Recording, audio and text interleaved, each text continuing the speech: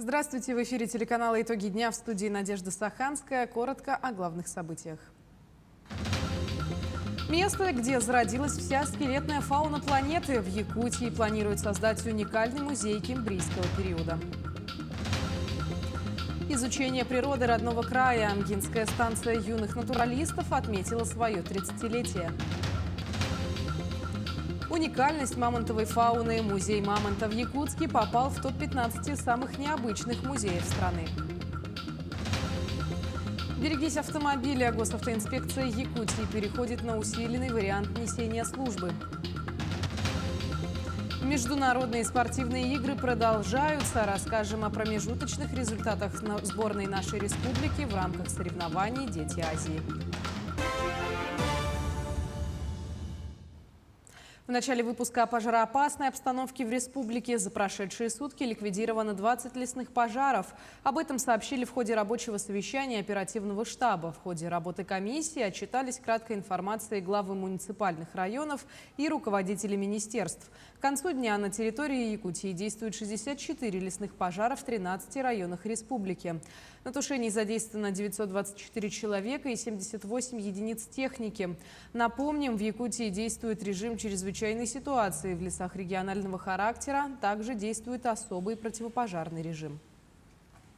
Дополнительно на территории республики прибыло еще один вертолет ФБУ «Авиалесоохрана» с водосливным устройством, который сейчас в настоящее время передислоцирован и приступил к работе на территории Усмайского района.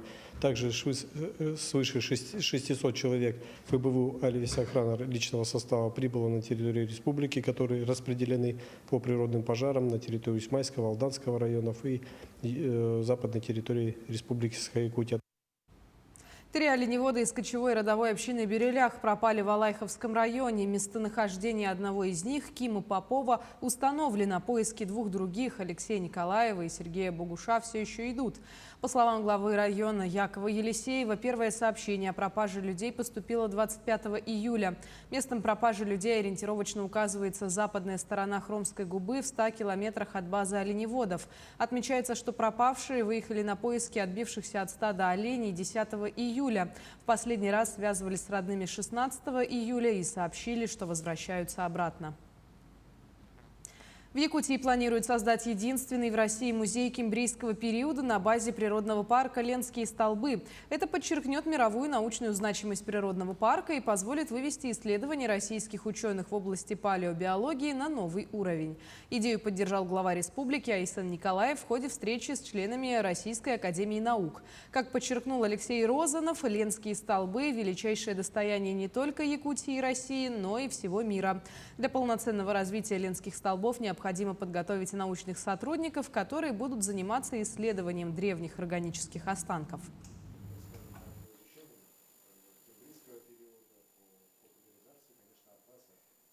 Нужно сейчас начинать проектировать вот этот музей, который мы задумали, который должен быть здесь обязательно, в Якутске, потому что нужно, чтобы он работал и зимой, а зимой можно только в Якутске работать. В остальных местах не сделаешь музей, это понятно, да? И, соответственно, здесь нужно сосредоточить и образцы, которые нужно дособирать еще, потому что то, что мы изучали, хотя я, 60 с лишним лет занимался этим делом, но я думаю, что мне удалось, небольшой процент собрать того, что нужно было бы собрать.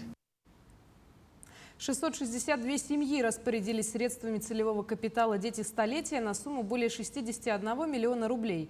Наиболее популярными направлениями использования капитала остаются улучшение жилищных условий и приобретение транспортного средства. Так, средства на улучшение жилищных условий направили 473 семьи, на приобретение транспортного средства – 177 семей. 6 семей направили деньги на развитие личного подсобного хозяйства, 5 семей открыли вклад в кредитных организациях в пользу ребенка. 1 семья на получение образования ребенком. Всего же за 7 месяцев этого года, объявленного главой республики Айсеном Николаевым годом матери, родилось 6452 ребенка. Из них 3362 мальчика и 3090 девочек. Тем временем члены Общественной палаты Якутии и Приморского края обсудили систему развития дошкольного образования в республике. Как сообщили, в Общественной палате Якутии между республиканскими министерствами образования, труда и предпринимательства будет подписано межведомственное соглашение. Это станет основой для профессионального обучения нянь с последующим трудоустройством на основании постановления республики об оказании государственной социальной помощи. Няням будет предоставлена стипендия во время обучения и трудоустройства. Все эти мероприятия будут в рамках проекта «Профессиональные няни детям». В якутской Арктике инвесторы запустят новые проекты. Сейчас в Арктике 12 компаний, которые создают по соглашениям с корпорацией развития Дальнего Востока и Арктики свыше 660 рабочих мест. Как отмечал глава Якутии, в дальнейшем с помощью льготных режимов регион сможет быстрее развивать экономику и добиться главной задачи – повышения качества жизни людей.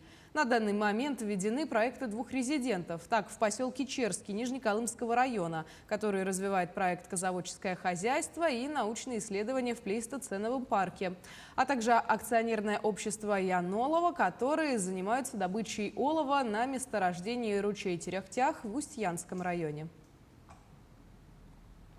Амгинская станция юных натуралистов отметила свое 30-летие. При станции во время летних каникул действует лагерь юнатов, где школьники изучают природу родного края, проводят научно-исследовательскую работу и занимаются сельским хозяйством. Станция ведет работу по 3 отделам – овощеводство, цветоводство и экология. Ежегодно силами педагогов и работников станции осваиваются новые методы работы. Это орошение овощных культур методом капельного полива и размножение садовых кустарников из других регионов. В основном мы привлекаем детей к биолого-экологической направленности. В учреждении работают 3 отдела. Это овощеводство, цветоводство и экология. Летом мы охватываем в сезон 45 детей. И за 3 сезона у нас выходит 145 детей, охвачены этим трудовым лагерем. Но если говорить про успехи детей, то наши дети активно участвуют в всех международных, российских и республиканских конференциях, чтениях. Музей мамонта в Якутске попал в топ-15 самых необычных музеев страны. В музее можно посмотреть на восстановленные скелеты мамонтов, шерстистых носорогов, пещерных львов и других древних животных. Есть останки верхоянской лошади возрастом более 4000 лет и мумия лосенка старше 9000 лет. Также в музее проводят мастер-классы по созданию фигурок из мамонтовой кости. Якутский музей единственный в мире, посвященный мамонтовой фауне, который был основан в 1991 году по инициативе первого якутского мамонтолога Петра Алексеевича Лазарева. А выпускница исторического факультета Северо-Восточного федерального университета Ивана Лыткина разработала базу данных «Памятники археологии Хангаласского района».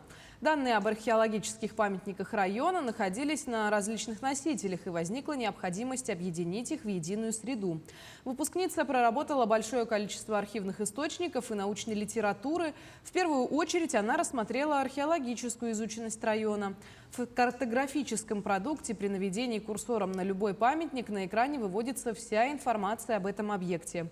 По словам молодого археолога, далее она намерена заниматься ГИС-технологиями в области археологии, а также попробовать себя в 3D-моделировании отдельных памятников. В Якутии создадут всероссийское резервное хранилище семян растений на 1 миллион единиц сорт-образцов. Появится оно благодаря расширению якутского криохранилища, где на данный момент находится около 11 тысяч семян различных культур. О том, для чего нужно криохранилище и о дальнейших планах ученых, расскажет моя коллега Светлана Амосова. Расположенные ровными рядами стеллажи заполнены баночками различными видами семян. У нас под номером 1 весь горох. Да. Это тоже 1977 года. В якутском криохранилище, построенном в 2012 году в одной из старых шахт Института мерзлотоведения, хранится порядка 11 тысяч образцов семян бобовых, злаковых, дикоросов, древесных и сельскохозяйственных культур. Сейчас технологии, скажем, продвинулись. Ранее, если закладывали семена в стеклянные тары, которые парафинизировались, чтобы ну, там влага не проходила и так далее.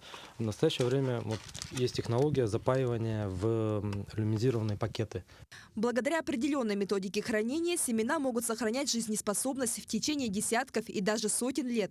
Семена в криохранилище всегда находятся при температуре минус 8-10 градусов и оптимальной влажности. Поэтому здесь нельзя находиться больше 15 минут. Уникальность в том, вот этого метода хранения, что, например, стандартные методы, которые используются повсеместно в холодильниках, при минус 18 градусах хранятся, их надо пересевать раз в 5 лет. Иначе они теряют свою схожесть. Вот эти образцы до сих пор имеют схожесть 80%, хотя им уже больше 40%.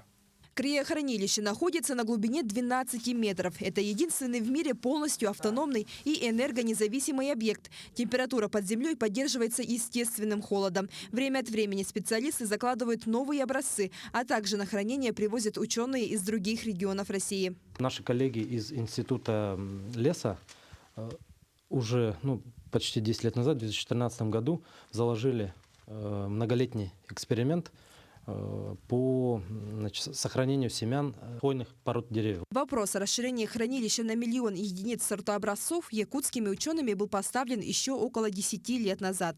И вот только в конце прошлого месяца было принято решение о создании рабочей группы по открытию Якутской опытной станции, филиала Всероссийского института растениеводства. Наша задача сейчас организовать вот эту вот опытную станцию, филиал ВИРа.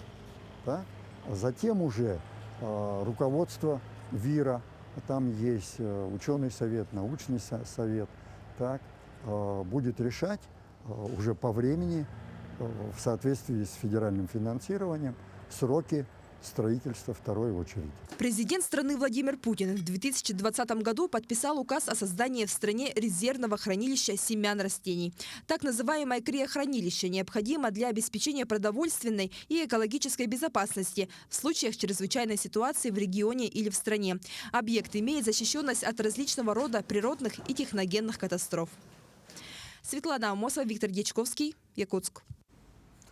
Перейдем к эпидобстановке в республике. 304 новых случая коронавирусной инфекции выявлено за сутки. В Якутске 219 заболевших, в Мирнинском районе 13, в Верхневилюйском, Мегино-Кангаласском и Хангаласском районах по 7. Еще в 18 районах республики от 1 до 6 инфицированных.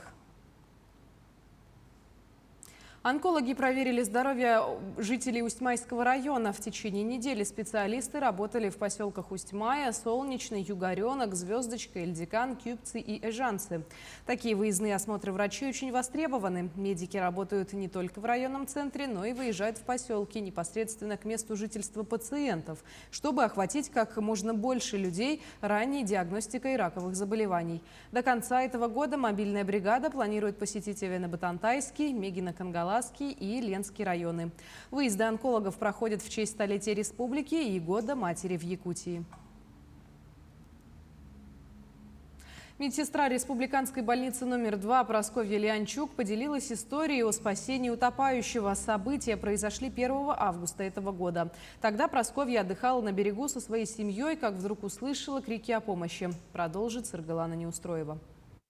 Тот роковой день Альберт Колодей не забудет никогда. Мужчина рассказывает, плавает он хорошо и в своих способностях не сомневается. Однако 1 августа обстоятельства сложились иначе. Тогда мужчина вместе с другом купались в реке на плавательном матрасе. От жары пострадавший потерял сознание, упал и ушел под воду. Он бросил матрас и меня начал доставать. Меня достал и начал тащить к берегу. Там, он сказал, 5 метров оставалось, но я уже воды набрал, да.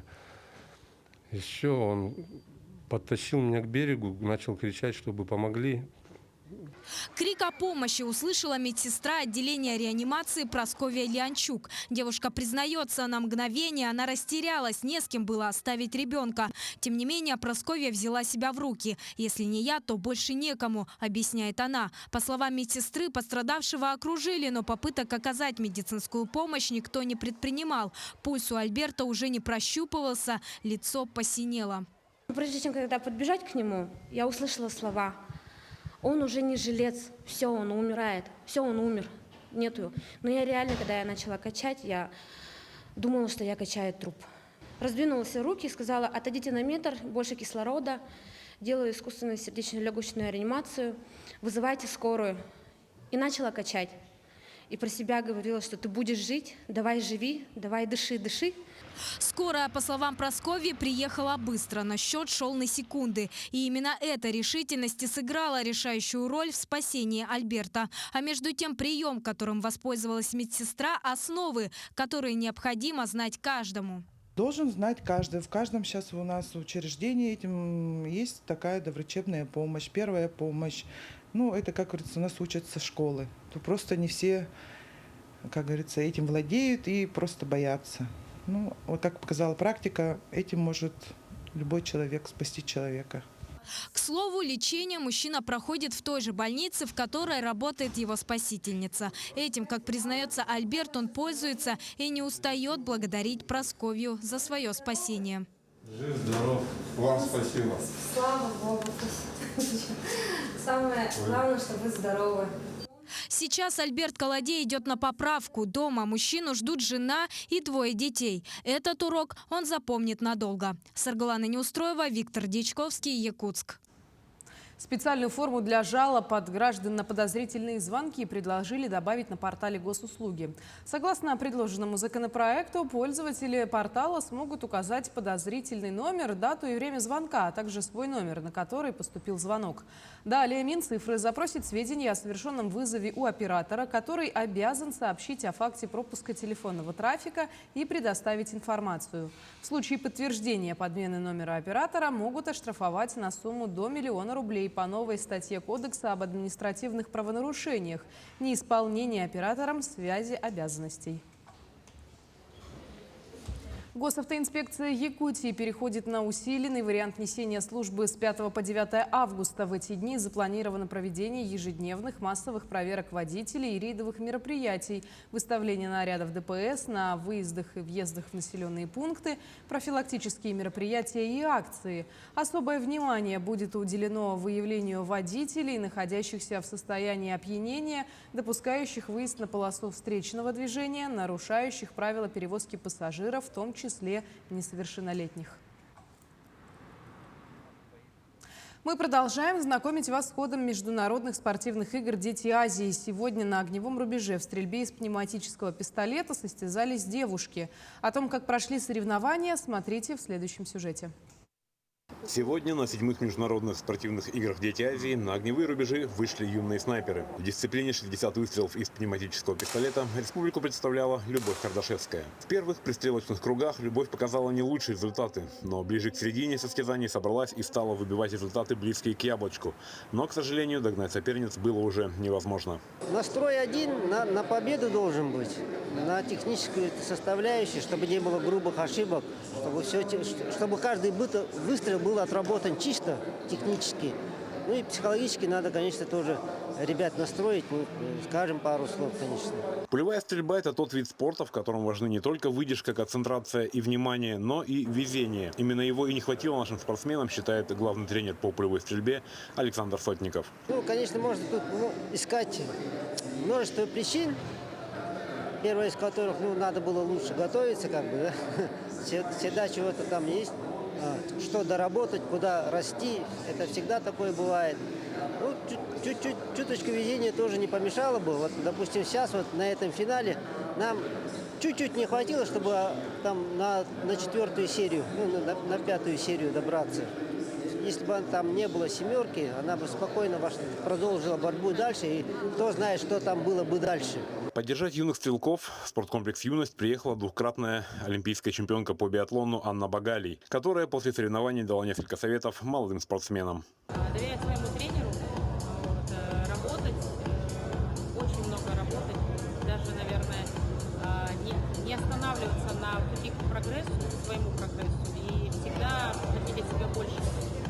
А на пути к успеху нужно не терять голову и целенаправленно готовиться, потому что бывают удачные гонки, да, или выступления бывают неудачные, но веру в себя терять не нужно. Завтра наши стрелки выйдут на состязание смешанных пар. Будем надеяться, что капризная фортуна все же улыбнется спортсменам из Якутии. Александр Хавренко, Петр Васильев, Владивосток. Также сегодня, 5 августа, в рамках 7-х международных игр «Дети Азии» прошел второй день схваток по масс-рестлингу. О том, как выступила сборная Якутии, расскажет Лидия Гасанбалаева. Завершились зрелищные и захватывающие схватки по масс-рестлингу. И ожидаемо к нашей радости якутские спортсмены, которые выходили сегодня на помост, везут домой медали всех достоинств. Готовились к триумфе. Якутские 2 недели проходили сборы, усиленные тренировки. И примерный результат есть.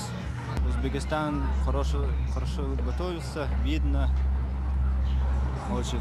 Последний день соревнований по масс-рестлингу выступали тяжеловесы в категориях 70, 80 и свыше 80 килограмм. Якутию представляли Юлиан Спиридонов в категории 70 килограмм, где он принес золото. Игорь Пшенников в категории 80 килограмм завоевал серебро. И в категории свыше 80 килограмм Айтал Антонов стал бронзовым призером. 6 лет занимаюсь масс-рестлингом. Дети Азии около года. Финал был тяжелый и упорно тренироваться надо для таких соревнований. У них опыта тоже не хватает, новички. Соперники были очень достойные, особенно СФУ, Сибирская Восточная.